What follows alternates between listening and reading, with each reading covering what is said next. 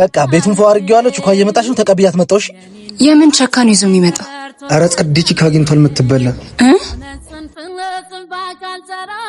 ነይ ግቢ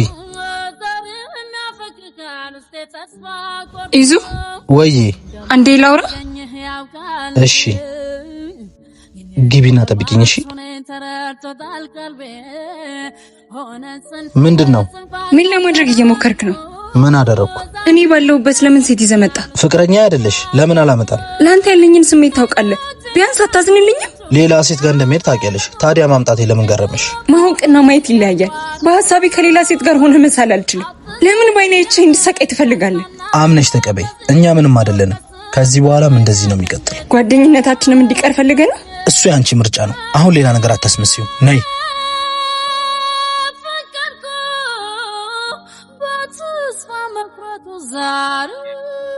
ምን ሆነሽ ነው ምንም አልሆንኩም ቃልዬ